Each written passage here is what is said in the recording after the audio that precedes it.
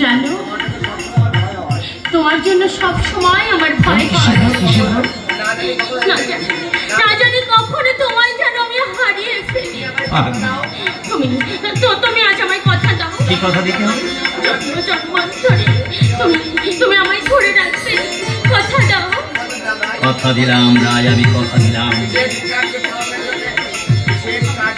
কিন্তু বিশেষ কার্য সাধনের জন্য যদি আমায় কখনো দূরে যেতে হয়, হয়তো আমাকে যেতেও হবে। তাই এই বৃন্দাবনের মায়া কাটিয়ে হয়তো আমাকে চলে যেতে হবে দূরে, অনেক।